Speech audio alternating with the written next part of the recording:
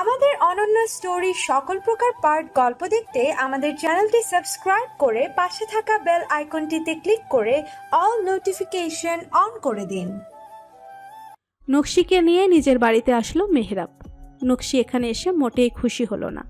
তার মুখ দেখেই বোঝা যাচ্ছে মনের অবস্থা। মেহরাব নকশিকে উদ্দেশ্য করে বলল, দেখে নাও, আজ থেকে এটাই তোমার বন্দিশালা। মৃত্যুর আগ পর্যন্ত এখান থেকে তোমার মুক্তি নেই। নকশি দুর্দান্ত আত্মবিশ্বাস নিয়ে বলল, আমার চ্যালেঞ্জের কথা ভুলে যাবেন না। আমি যখন বলেছি 6 মাসের মধ্যে আপনার থেকে মুক্তি পাবো, তখন পাবই। মেহরাব তাচ্ছিলের হাসি হাসে। এর মধ্যে হঠাৎ করে সিঁড়ি বেয়ে নিচে নেমে আসে একটি মেয়ে। নকশি মেয়েটার দিকে তাকালো। তার সমবয়সী হবে এই মেয়েটা, কিন্তু সে বুঝতে পারছে না যে এই মেয়েটাকে। মেয়েটি এগিয়ে এসে মেহরাবের দিকে হতভাগের মতো তাকিয়ে থাকলো। অতঃপর নকশিকে পরখ করে নিয়ে শুধালো, এই মেয়েটা কে ভাইয়া? মেহরাব জবাব দিয়ে বলল, ও হলো নকশি। আমি ওকে বিয়ে করেছি। তার মানে আজ থেকে ও তোর ভাবি মোনালিসা। মোনালিসা নকশির দিকে এবার আরো বিস্ময়ের সাথে তাকালো। কণ্ঠে বিস্ময় ফুটিয়ে বলল, তুমি হঠাৎ এভাবে কিভাবে বিয়ে করে নিলে ভাইয়া? আর এই মেয়েটা কে? কোন স্ট্যাটাস থেকে বিলং করে বলো তো? মম কি এই বিয়েটা মেনে নেবে? মেহরাব কণ্ঠে কাঠিন্য এনে বলল, তোর মমের মানা না মানায় আমার কিচ্ছু যায় আসে না। আমি ওকে বিয়ে করেছি, ও আমার বউ। আর কিছু কি জানার দরকার আছে? মোনালিসার খারাপ লাগলো। থমথমে মুখ করে নিয়ে বলল, তুমি মমকে কেন সবসময় এভাবে বলো ভাইয়া? আমার খুব খারাপ লাগে। এসব কথা বাদ দে তো, যা নকশিকে নিয়ে আমার রুমে যা। নকশির সাথে সাথেই প্রতিবাদ জানিয়ে বলল, আমি মোটেও আপনার রুমে থাকবো না। তুমি আমার বউ, তাই তোমাকে আমার রুমে থাকতে হবে। আপনি কি ভেবেছেন আমি আপনার সব কথা মেনে নেব নাকি? চুপ! আর একটা কথা হবে না। আমার কথাই শেষ কথা। মোনালিসা, ওকে নিয়ে যা। মোনালিসা গম্ভীর মুখে নকশির সামনে এসে বলল, আসুন ভাবি। নকশি আর কোনো কথা না বাড়িয়ে মোনালিসার সাথে যেতে লাগলো। সিঁড়ি দিয়ে কয়েক পা এগিয়ে যেতেই মোনালিসা হঠাৎ করে থেমে গিয়ে নকশিকে বলল, একটা কথা শুনুন ভাবি, ভাইয়ার সাথে এমনভাবে কথা বলবেন না। মম পর্যন্ত তাকে সমীহ করে চলে, সেখানে আপনি নতুন বউ হয়ে এসে। সবাইকে এক পাল্লায় মাপবেন না। আমি মুখ বুঝে সব মেনে নেওয়ার মতো মেয়ে নই। Is that clear? You are so rude. জানি না ভাইয়া কি দেখে আপনাকে বিয়ে করলো। আপনি সুন্দর তো আছেনই, কিন্তু আপনার থেকে কত সুন্দরী মেয়ে ভাইয়ার পিছনে ঘোরে প্রতিদিন। তো আমি কি করব? আপনার ভাইকে বলুন যত খুশি সুন্দরী মেয়েদের বিয়ে করতে। এমনিতেও উনি আমার সাথে কখনো স্বাভাবিক সংসার করতে পারবেন না। ওনাকে আমি হেট করি। এই বিয়েও আমি মানি না। উনি জোর করে বিয়ে করেছেন আমায়। মোনালিসার কাছে ব্যাপারটা বেশ ইন্টারেস্টিং লাগতে লাগলো। সে কিছু একটা ভেবে বলল, আপনার সাথে ভাইয়ার বিয়েটা কিভাবে হলো? সেটা আপনার ভাইকে গিয়ে জিজ্ঞেস করুন। আমি অনেক টায়ার্ড। এত খোশ গল্প করার টাইম নেই। মোনালিসার মুখ ছোট হয়ে গেল। সে আর কোনো কথা না বলে নকশিকে নিয়ে চলল মেহরাবের রুমের দিকে। মুস্কান চুপচাপ রুহিকে কোলে নিয়ে রুমে বসে আছে। রুহি একটু আগেই ঘুমিয়েছে। হঠাৎ করে আরিফ রুমে আসলো। মুস্কানের দিকে অগ্নিদৃষ্টিতে তাকিয়ে বলল, কেন করলেন আপনি এমনটা? কি করলাম আমি? নকশিকে এভাবে বিপদের মুখে ঠেলে দিলেন আপনি। এতটা স্বার্থপর কি করে হলেন মুস্কান? মুস্কান শান্ত দৃষ্টিতে তাকালো। রুহিকে শুইয়ে দিয়ে বলল, হ্যাঁ, আপনি আমাকেই ব্লেম করুন। এছাড়া আর কি পারবেন আপনি বলুন তো? আমি আপনাকে ব্লেম করছি না। আমি জাস্ট... থাক, আপনাকে আর কিছু বলতে হবে না। আসলে আমার ভাগ্যটাই খারাপ। হয়তো আমার ভাগ্যের সুখ নেই।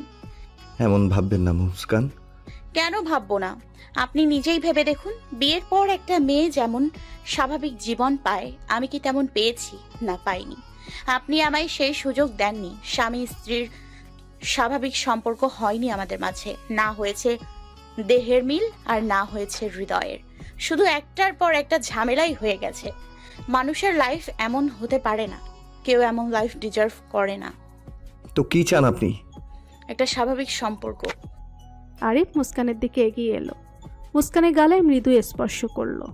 অধর ছুঁয়ে দিল তার কপালে। মুস্কানের পুরো শরীর কেঁপে উঠল। আরিফ মুস্কানের অধরে অধর ছুঁয়ে দিল। ধীরে ধীরে আরো ঘনিষ্ঠ হতে লাগলো। নিজের শার্ট খুলতে যাবে এমন সময় মুস্কান বলল, আমি এভাবে কিছু চাইনি। আমি চেয়েছি যেদিন আমাদের হৃদয়ের সন্ধি হবে সেদিন আমি আর ওয়েট করতে পারবো না মুস্কান। আমি আপনাকে অনেক বেশি ফিল করছি। আপনার থেকে দূরে থাকা পসিবল নয়। প্লিজ আমাকে আটকাবেন না। আরিফের কণ্ঠে স্পষ্ট অনুরোধ। মুস্কান আর বাধা দিল না। আরিফ মুস্কানকে গভীরভাবে স্পর্শ করতে লাগলো। ধীরে ধীরে তারা একে অপরের মধ্যে হারিয়ে যেতে লাগলো। এতদিনে যেন তাদের সম্পর্ক সত্যিকার অর্থে পূর্ণতা অর্জন করলো। নকশি মেহরাবের রুমে বসে হাঁসফাঁস করছে। একদমই ভালো লাগছে না তার। বিরক্তি নিয়ে সে বলল, জানি না আমার জীবনে হঠাৎই কোন ঝড় এলো। এ বাড়ি থেকে বের হতে পারলে বাঁচি। সেটা তো আর হবে না মিসেস নকশি। মেহরাবের কণ্ঠ শুনে তার দিকে তাকিয়ে নকশি শক্ত কণ্ঠে বলল, কি হয় আর না হয় তা সামনে দেখা যাবে। আপনি আমার দেয়া চ্যালেঞ্জটা ভুলবেন না। বারবার মনে করাতে হবে না, আমার স্মৃতিশক্তি এতটাও কাঁচা নয়। তো যাই হোক, এখন শুরু করা যাক। শুরু করা যাক মানে কি? হ্যাঁ, অসভ্য লোক কোথাকার। আমি এই বিয়েই বানি না। আর বাসর করবো ভেবেছেন আপনি? কখনো না।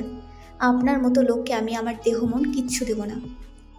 মেয়েরাব ভাব নিয়ে বলল, আমি সেই টাইপের পুরুষ নই যে মেয়েদের ওপর জোর করে তাদের সাথে ঘনিষ্ঠ হব। তুমি যতদিন নিজে থেকে চাইবে না, ততদিন আমি তোমার কাছেই যাব না। বাট আমি শিওর একদিন তুমি আমার কাছে নিজে থেকে আসতে চাইবে। সেদিন তোমাকে এই সব কিছুর জবাব দিতে হবে। ওই স্বপ্নই দেখুন ঘুমিয়ে ঘুমিয়ে। আপনার এই স্বপ্ন কোনোদিন পূরণ হবার নয়। আমি মরে যাব, তবু আপনাকে চাইব না। বলেই মেহরাব নিজের বিছানায় শুয়ে পড়ল। সাথে সাথেই নকশি উঠে গিয়ে ডিভানে শুয়ে পড়ল। মেহরাব কিছু পড়ল না, নিজের মতো শুয়ে ঘুমিয়ে পড়ল। নকশি নিজের জামা কাপড় গোছাচ্ছিল। এমন সময় রুমে আসলো মেহরাব। নকশি মেহরাবকে দেখে বিরক্ত হলো খুব। তার দিকে মনোযোগ না দিয়ে নিজের কাজ করতে লাগলো। মেহরাব হঠাৎ করে নকশির হাত ধরে নিল। নকশি রাগান্বিত স্বরে বলল, আমার হাত ধরেছেন কেন? আমার সাথে নিচে চলুন। কেন যাব আমি? আমি বলেছি তাই। বলেই নকশিকে জোরপূর্বক নিয়ে যেতে লাগলো। নকশি কিছুই বুঝে উঠতে পারল না যে সকাল সকালে আবার কি কাহিনী। সে শুধু বিরক্ত হয়ে তাকিয়ে রইল আর মেহরাবের সাথে যেতে লাগলো। মেহরাব নকশিকে তাদের ড্রয়িং রুমে নিয়ে আসলো। অতঃপর সামনে দাঁড়িয়ে থাকা একজন নারীকে বলল, এই নিন, আপনি যাকে দেখতে চেয়েছিলেন সে এসে গেছে। মালিনী বেগম মেহরাবের মা। বেশ স্বার্থপর আর লোভী মহিলা, সাথে বেশ অহংকারীও। নকশিকে আপাদমস্তক ভালো করে পরখ করে নিয়ে তিনি বললেন, রিয়েলি? তুমি এই মেয়েটাকে বিয়ে করেছো? কি এমন স্পেশাল পেয়েছো এর মাঝে? এর থেকে কত সুন্দরী মেয়ে। আপনার এসব বাজে কথা আমি শুনতে চাইনি। আমার সামনে দাঁড়িয়ে আমার বউকে এমন কথা বললে আমি মোটেই সহ্য করব না। ওর সাথে কিন্তু আমারও সম্মান জড়িয়ে আছে। মেহরাবের মুখে এমন কথা শুনে নকশি যার পরানি অবাক হলো। এমনটা মোটেও আশা করেনি সে। মেহরাব কিনা তার হয়ে প্রতিবাদ করছে। একটু ভালো লাগা কাজ করছিল তার মনে। তবে মেহরাবের করা ব্যবহারগুলো মনে করতেই সব ভালো লাগা মিলিয়ে গেল। নকশি শক্ত মুখ করে দাঁড়িয়ে রইল। তার এমনিতেও কারো সাপোর্টের প্রয়োজন নেই। সে এমন অবলা মেয়েদের মধ্যে পড়ে না যাদের হয়ে অন্যকে কথা বলতে হয়। নিজের হয়ে সে নিজেই বলতে পারে। তাই নকশি ঠিক করে নিল এরপরে মালিনী বেগম কোনো অপমানজনক কথা বললে সে যোগ্য জবাব দেবে। মালিনী বেগম নকশিকে খোঁচা দেওয়ার জন্য প্রস্তুতি ছিলেন। তাই তো তিনি বললেন, এই মেয়েকে দেখে তো মিডল ক্লাস ঘরের মনে হচ্ছে। কি রকম সাধারণ সাজগোজ। প্যারিস থেকে ফিরে এসে যে এমন একটা মেয়েকে নিজের একমাত্র ছেলের বউ হিসেবে দেখবো ভাবিনি। নকশি দ্ব্যর্থহীন কণ্ঠে বলল, হ্যাঁ, আমি মিডল ক্লাস ফ্যামিলি থেকে বিলং করি। আমার সাজসজ্জা এমনই। আপনাদের মতো মুখে এত রং চং মেখে ঘুরি না। তোমার এত বড় সাহস, তুমি আমাকে অপমান করো?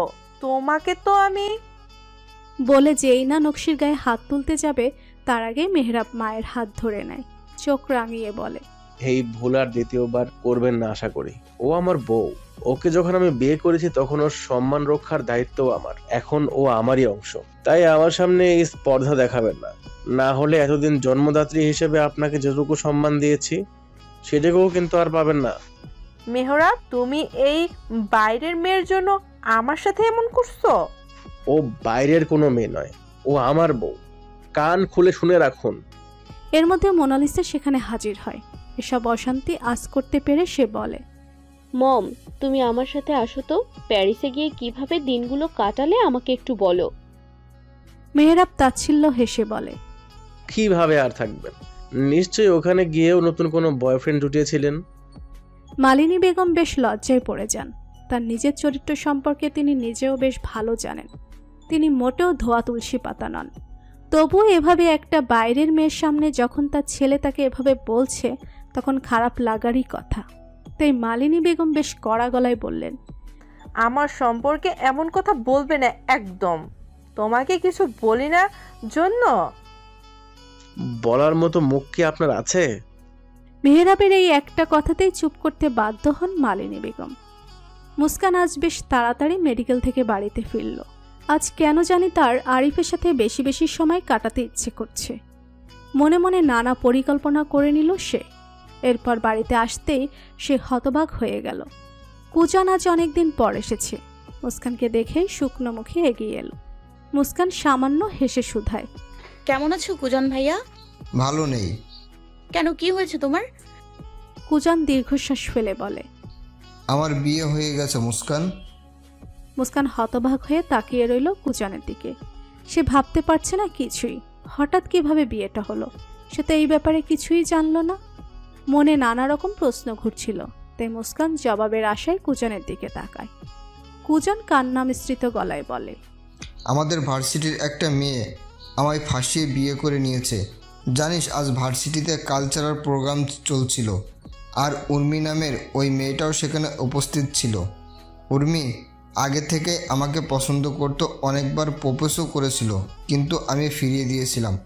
আজ হঠাৎ করেই আমাকে কিছু জরুরি কথা বলার জন্য নিরিবিলি জায়গা ডাকে।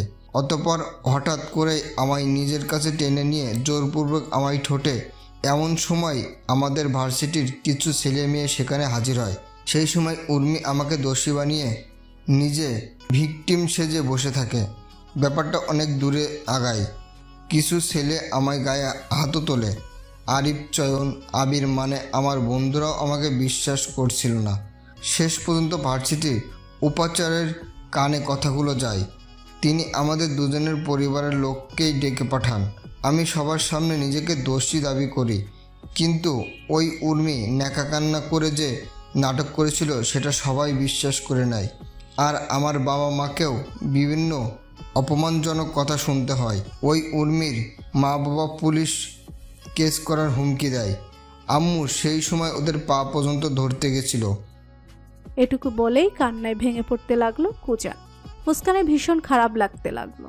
কুজান আরও বলল, এরপরই নাকি ওই উর্মি নামের মেয়েটা শর্ত দেয় যে যদি কুজন তাকে বিয়ে করে কেবলমাত্র তাহলেই বিষয়টা মিটমাট হবে, না হলে কোর্ট অবধি যাবে। তখন কুজানের বাবা নাকি ভয় পেয়ে যান, তাই রাজি হয়ে যান সেই শর্তে। কুজান এই বিয়ে করতে চায়নি। তখন তার মা বাবা আত্মহত্যা করার হুমকি দিয়ে তাকে রাজি করায়। সব কথা শুনে মুস্কান অনেক বেশি হতবাক হয়। তার কি বলা উচিত সেটাই বুঝতে পারে না।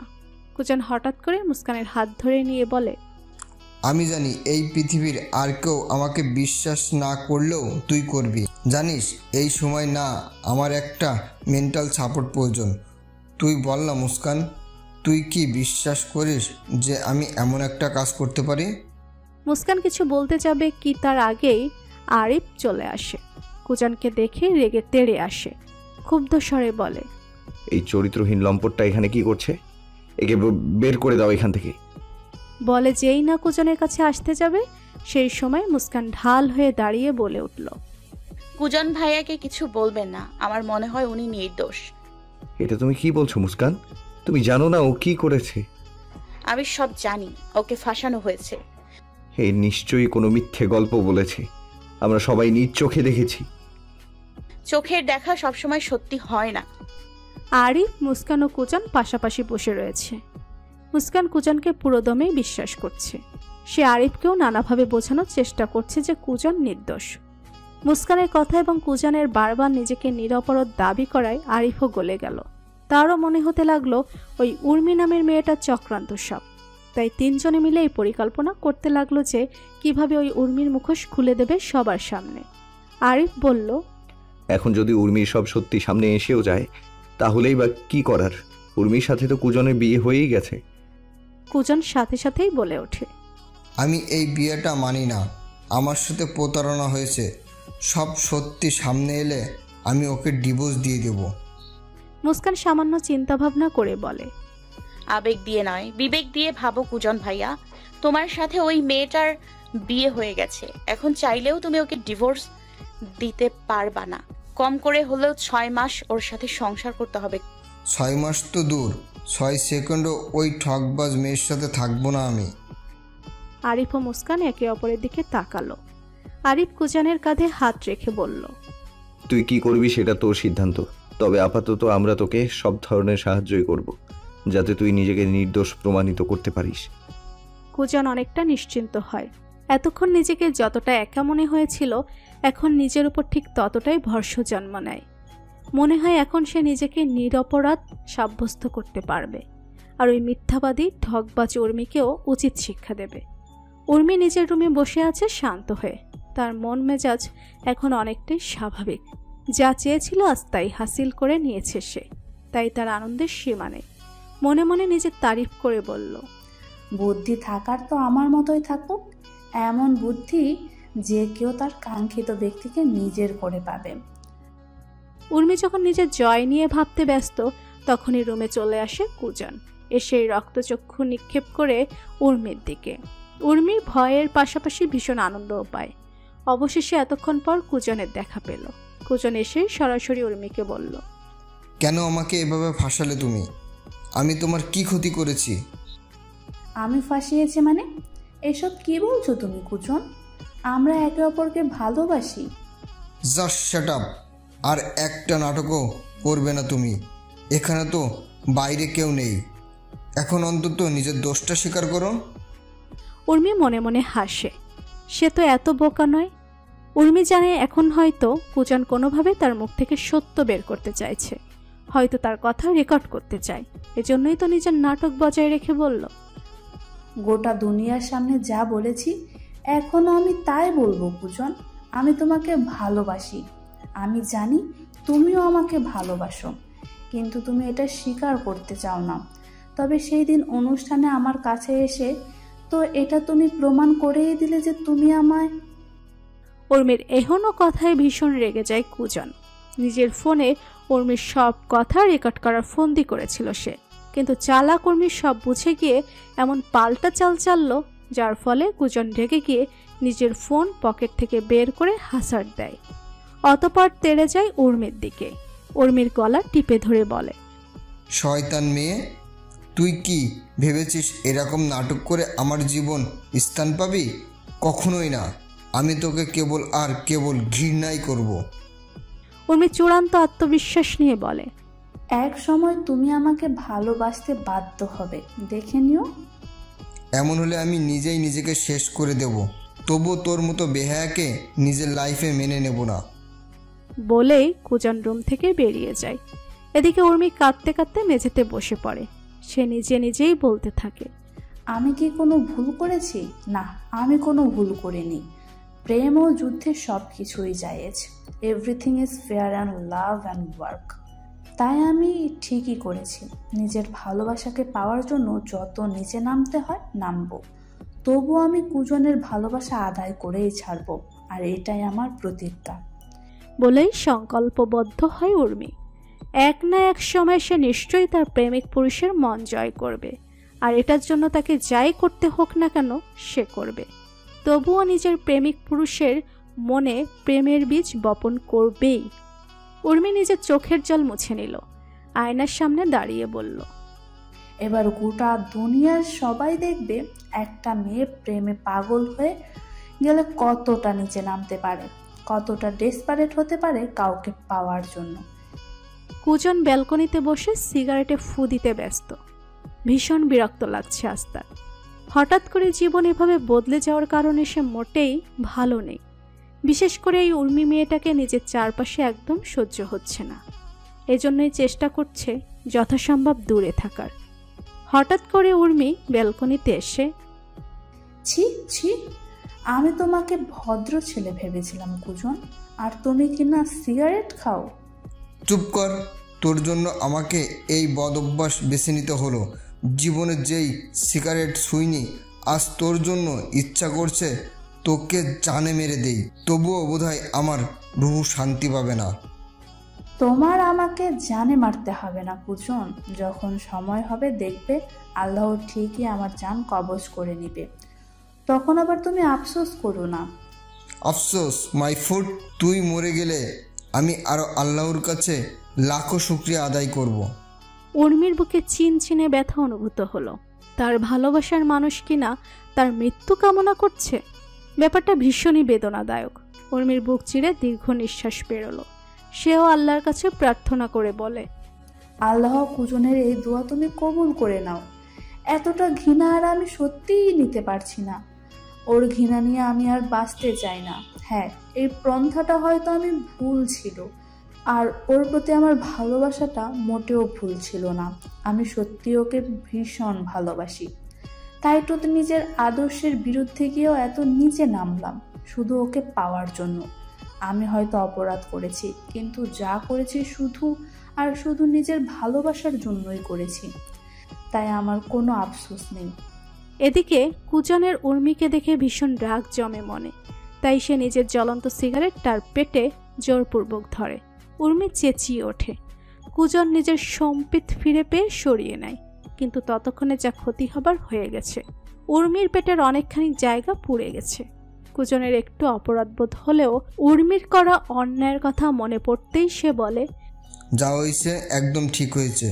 ও আমাকে যে যন্ত্রণার মধ্যে ফেলেছে তার তুলনায় এটা কিছুই না। এদিকে উর্মি কাঁদতে কাঁদতে ব্যালকনি থেকে বিদায় নেয়।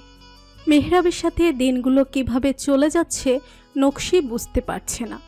টানা কয়েকদিন একসাথে থাকার পর নকশির মনে মেহরাবের জন্য যতটা তিক্ততা ছিল তার কিছুটা হলেও লাঘব হয়েছে। আর হবেই বা না কেন? প্রতি পদে পদে মেহরাব যেভাবে নকশিকে সাপোর্ট করে, নিজের মায়ের সব অপমানজনক কথার বিপক্ষে গিয়ে তার হয়ে কথা বলে, এসব নকশির মনে একটা সুন্দর চিন্তা ভাবনার সৃষ্টি করেছে। যদিও বা এখনও সে মেহরাবকে মন থেকে পুরোপুরি মেনে নিতে পারেনি, কিন্তু তবু আগের মতো এতটা ঘৃণাও করতে পারছে না। নকশি ওয়াশরুম থেকে ফ্রেশ হয়ে বেরোতেই দেখতে পায় মেহরাব তৈরি হয়ে কোথাও বের হচ্ছে। নকশি সেদিকে বিশেষ একটা খেয়াল না করে বিছানায় এসে বসল। বিছানায় বসতেই না চাইতেও তার নজর চলে গেল মেহরাবের দিকে। মেহরাব এমনিতেই যথেষ্ট সুদর্শন, উপরন্তু যখন ড্রেসিং টেবিলের সামনে সাজছিল তখন তাকে আরও বেশি আকর্ষণীয় লাগছিল।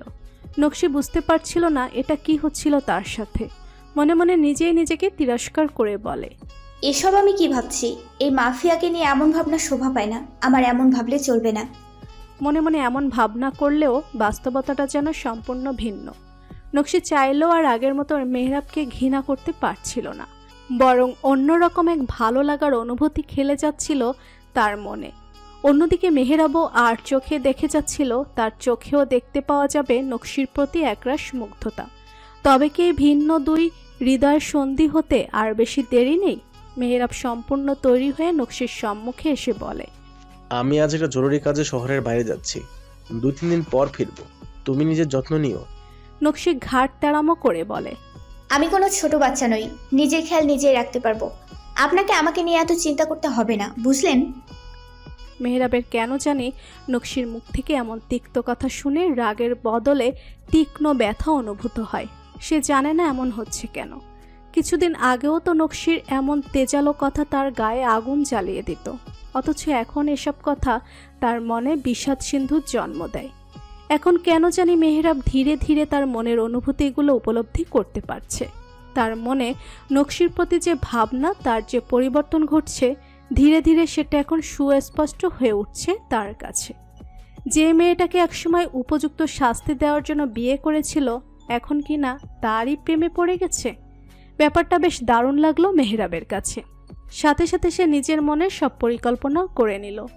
মেহরাব নকশির রাগী মুখের দিকে তাকিয়ে কিঞ্চিত হেসে মনে মনে বলল, এই মেহরাব হারতে শেখেনি নকশি, কিন্তু তোমার প্রেমে হেরে গেছে।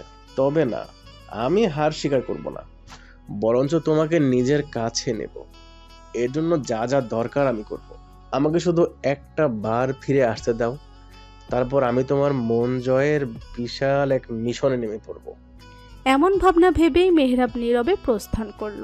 মেহেরাব বেরিয়ে যাবার পরে নকশি করুণ দৃষ্টিতে তাকায় দরজার দিকে। তখন মেহেরাবকে ওভাবে কঠিন করে কথা বললেও এখন তার মোটেই ভালো লাগছে না। বারবার মনে হচ্ছে যাওয়ার সময় এমন কঠিন কথা না বললেই ভালো হতো। এমন ভাবনা মনে আসতেই সে নিজেকে বুঝ দিল, না, আমি যা করেছি একদম ঠিক করেছি। ওই মাফিয়া এমন ব্যবহারই ডিজার্ভ করে। বরঞ্চ আমার উচিত ছিল আরও খারাপ ভাষা প্রয়োগ করা। উর্মির মন আজ ভীষণ অস্থির হয়ে রয়েছে। আজ সকাল থেকে এমন হচ্ছে তার সাথে। বারবার মনে হচ্ছে কোনো বিপদ হতে চলেছে। এমন ভাবনা পাশে রেখে উর্মি কুজনদের বাড়ির রান্নাঘরে গেল। কাবেরী বেগম রান্নায় ব্যস্ত ছিলেন। উর্মিকে দেখেই তিনি মৃদু হাসলেন।